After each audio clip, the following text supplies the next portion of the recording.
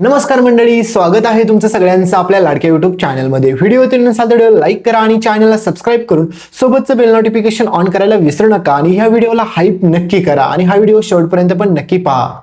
तर मित्रांनो, आपल्या स्वानंदीला सापडला चक्क मल्लिका काकू विरुद्ध आता सर्वात मोठा भयानक पुरावा. तर दुसरीकडे मात्र आता समर आणि स्वानंदी जाणार हनीमूनसाठी. तर नक्की काय घडतं त्याला संपूर्ण अपडेट जाणून घेऊया. तर तुम्ही पाहिलेच असेल मित्रांनो की ह्या मल्लिकाचे कारस्थानं काय अजून संपलेले नसतात, कारण की या मल्लिकाच्या डोक्यामध्ये एकाच गोष्टीचा राग असतो, तो म्हणजे तिला काही जरी झालं तरी समर आणि स्वानंदीचं नातं कसं तोडायचं यावरती तिचं 100% लक्ष असतं. आणि तिने प्रयत्न पण पुरेपूर केलेले असतात, पण तिच्या हाती अजूनपर्यंत काहीच लागलेलं नसतं.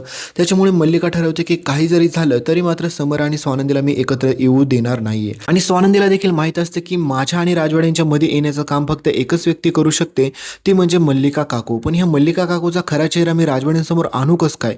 यांच्या विरुद्ध माझ्याकडे एकही पुरावा नाही. त्याच्यामुळे मला पुरावे शोधले पाहिजे आणि त्याच्यानंतरच राजवाडे माझ्यावरती विश्वास ठेवतील आणि मी हे करून दाखवेल म्हणजे दाखवेलच. कारण की स्वानंदीने ठरवलेलं असतं की जर मला राजवाड्यांसमोर जर मल्लिका काकूचा खरा चेहरा आणायचा असेल तर मला पुरावे शोधले पाहिजे. आणि खास करून म्हणजे मित्रांनो, तुम्हाला माहितीच आहे की चिंगीचं बाळ कसं संपवलं याबाबत देखील स्वानंदीला काहीच खबर नसते. तर आता स्वानंदी खूप सारे पुरावे शोधण्याच्या पाठीमागे लागते. तर दुसरीकडे मात्र समरला ऑफिसमध्ये आता आनंद म्हणत असतो की समर, खरंच यार तू खूप वेडा आहे, खूप म्हणजे खूप, कारण की मला माहिती आहे की तुला काहीच अक्कल नाही आहे. तर त्यावेळेस मात्र समर म्हणतो की म्हणजे आनंद, मलाच अक्कल नाही आहे का? तर दुसरीकडे निकिता पण असते. निकिता म्हणते की अरे समर, नवीन नवीन तुमच्या दोघांचं एवढं प्रेम जुळून आलंय, तू इथं ऑफिसमध्ये जास्त कामं करत बसतोय, तू एक काम कर ना, स्वानंदीला असं पावसाचं वातावरण झालंय, पावसात असं कुठेतरी बाहेर फिरायला घेऊन जाणार, कारण की तिला पण खूप भारी वाटेल. अरे तिची पण दिवसभर घरी दगदग होते. आणि एकतर आम्ही तुमचा जे काही फर्स्ट नाईटचा प्लॅन केला होता तो पण सगळा तू फ्लॉप केला, तुझ्यामुळे झालं. ती किती नाराज झाली बिचारी, तुला माहिती आहे ना? तर त्यावेळेस मात्र समोर म्हणतो की मला माहिती आहे स्वानंदी मॅडमला असलं काहीच आवडलं नसतं आणि त्यांना पण ते आवडलं नाही, त्यांना माझ्या निर्णयासोबत त्या सहमत होत्या. तर आनंद म्हणतो की अरे समोर तू एवढा वेडा कसं काय रे? कारण की तू काही जरी झालं ना तर आज तू स्वानंद वहिनींना घेऊन बाहेर कुठे जाणार, तुम्ही दोघं जण हनीमूनला जावा, मी सगळं प्लॅन करतो, असं आनंद सांगतो. तर त्यावेळेस मात्र आता तुम्हाला माहितीच आहे की आता समोर साहजिकच आहे, समोर म्हणणार अरे वेडा आहेस का तू आनंद, हे असं कसं करू शकतो? म्हणजेच त्या दोघांचं आता परत असंच भांडण थोडंसं हलकं मुलकं चालू राहतं. तर दुसरीकडे मात्र स्वानंदीच्या डोक्यामध्ये आता एकच विचार असतो की काही जरी झालं तरी मल्लिका काकूचा पर्दाफाश करायचा. आणि दुसरीकडे तुम्ही पाहिलंच असेल की ही महामूर्ख मंदाकिनी, मी आधीपासूनही तुम्हाला बोलत होतो आणि त्याच्यानंतरही हेच बोलतोय, कारण की मित्रांनो आता पुढे आपल्या समर आणि स्वानंदी ह्या दोघांबाबत मात्र ही आता आपल्या स्वानंदीच्या बाबांसोबत बोलत असते. आणि तुम्हाला माहितीच आहे की ती किती पुढारपणाने सांगत असते की तिच्या सुष्मिताने किती मोठा तीर मारला, कारण की त्या घराची सगळी जबाबदारी घेतली, म्हणजेच काही गरज लागली तर त्या सुष्मिताकडून मागून घ्यायची, असं सगळं काही बोलणं चालू असतं. आणि सोबतच तुम्हाला माहितीच आहे की आपल्या स्वानंदीच्या बाबांना ह्या सगळ्या गोष्टीचा खूप राग येतो आणि त्यांना पण असं वाटतं मंदाकिनीने तिच्या मुलीचा त्या अंशुमानसोबत व्यवहार केला म्हणून, कारण की त्यांना प्रचंड राग येतो. आणि पाहायला गेलं तर काहीच चुकीचं नाही, कारण की ह्या मंदाकिनीला फक्त त्या राजवाड्यांचा पैसा दिसत असतो, त्या अंशुमानचा स्वभाव तर तिने अजून कधी पाहिलाय का नाही माहीत नाही, पण मात्र त्या अंशुमानचे खरे रंगरूप आता हळूहळू आता मात्र सुष्मिताला समजायला लागलेले असतात. कारण की अंशुमान ज्या प्रकारे सुष्मितासोबत वागत असतो ते पाहून मात्र सुष्मिताला देखील समजतं की ते नक्कीच चुकीच्या व्यक्तीच्या प्रेमात पडलेले आहे. तर पुढे मात्र आता तुम्हाला माहितीच आहे की स्वानंदीवरून आपल्या स्वानंदीच्या बाबांमध्ये आणि ह्या महामूर्ख मंदाकिनीमध्ये जोरदार भांडण होताना पाहायला भेटेल. आणि त्यावेळेस मात्र स्वानंदीच्या बाबांना सर्वात मोठा धक्का बसतो आणि त्यांना अचानक मात्र खूप मोठा त्रास व्हायला लागतो. आणि त्याच्यानंतर मात्र आता त्यांना हॉस्पिटलमध्ये पुढे घेऊन जाताना दिसेल. आणि एकीकडे मात्र आता समर आणि स्वानंदी ह्या दोघांच्या आयुष्यामध्ये जे काही प्रेमाचे क्षण चालू असतात त्याच्यामुळे मात्र समर आता स्वानंदीला घेऊन बाहेर फिरायला घेऊन जातो. आणि फिरायला घेऊन जाताना मित्रांनो सगळ्यात मोठी भयंकर गोष्ट अशी घडते की समर राजवाडे म्हणतात की स्वानंदी मॅडम तुम्ही बोला, तुम्हाला काय हवं आहे, जे पाहिजे ते देईल मी. तर त्यावेळेस मात्र स्वानंदी म्हणते की मला काहीच नको, आपण दोघंजण असंच पावसात बाहेर फिरूया. तर मित्रांनो, पावसाचा आनंद तर सगळेच जण घेतात, तुम्ही पण घ्या, पण पावसात बाहेर जास्त पडू नका, कारण की तुम्ही पाहिलं असेल पावसाचं प्रमाण खूप प्रमाणामध्ये वाढलंय. त्याच्यामुळे प्लीज तुम्ही तुमच्या कुटुंबाची आणि तुमची पण नक्की काळजी घ्या पावसापासून. तर दुसरीकडे मात्र समर आणि स्वानंदी असेच बाहेर मज्जा करत जात असतात, पण एकीकडे मात्र ही लगेच मल्लिका तुम्हाला माहितीच आहे की खूप टपूनच बसलेली असते, कारण की समर आणि स्वानंदी एकत्र जर आज थोडेसे आले तरी त्यांना दूर कसं करायचं ह्या मल्लिकाला प्रॉपर माहीत असतं. तर मात्र परत स्वानंदीला कळते की ह्या मल्लिका काकूने काहीतरी घरात राडा केला, त्याच्यामुळे मला राजवाडीला अर्ध्यावरूनच जावं लागणार आहे. तर दुसरीकडे मात्र आनंदला आणि सगळं परत तिकडे कळतं. तर त्याच्यानंतर मात्र तुम्हाला माहितीच आहे की काही जरी झालं तरी आनंद आता ठरवतो की या दोघांना कुठेतरी बाहेर पाठवलंच पाहिजे, कारण की ह्या दोघांना जर बाहेर पाठवलं तरच काहीतरी फायदा होऊ शकतो, नाहीतर इथे ही मल्लिका सारखी राडा काय ना काय करू शकते.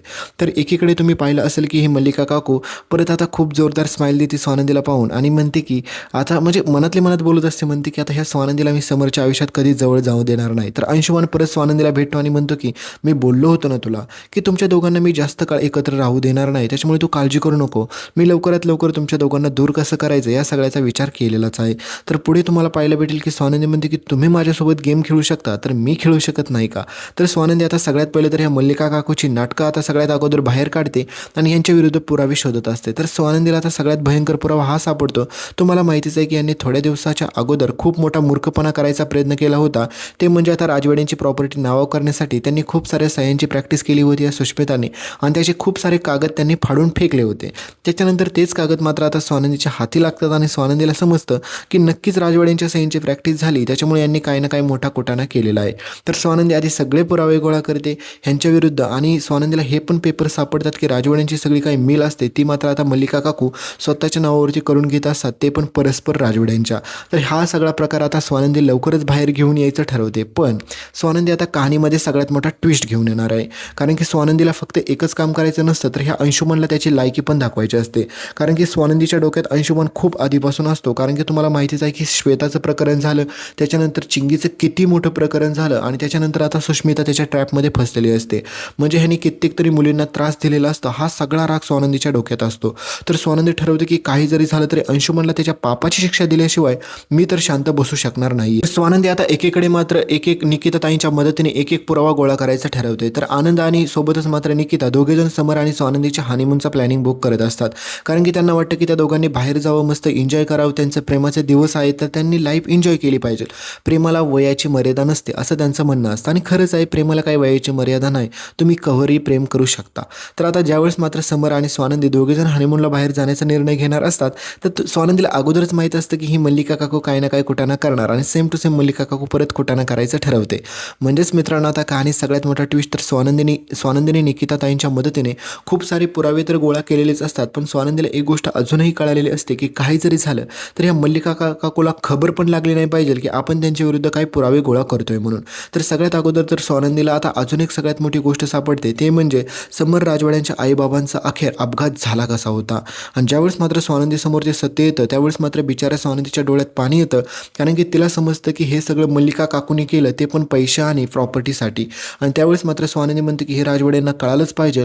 आणि स्वानंदीकडे आता पुरावे तुम्हाला माहितीच आहे की जे काही प्रॉपर्टी मिल नावावरती करायचे असते त्याचे पण सगळे पुरावे असतात, म्हणजे सगळ्याच गोष्टी स्वानंदीला सापडलेल्या असतात. तर स्वानंदी आता सगळ्यात पहिले तर आता अंशुमान आणि सुष्मिता ह्या दोघांमध्ये जे काही सारखे वादविवाद छोटे छोटे चालू असतात त्याच्यावरून स्वानंदीला कळालेलं असतं की अंशुमान चांगला मुलगा नाही, तो अजून पण सुशला त्रास देतो. पण मात्र हे कधी कळणार त्या महाबाली सुशला तर तुम्हाला पण माहितीच आहे. तर स्वानंदी राजवाड्यांसमोर सगळे काही पुरावे देते आणि त्या पुराव्यांमध्ये आता खूप साऱ्या अशा गोष्टी सापडतात.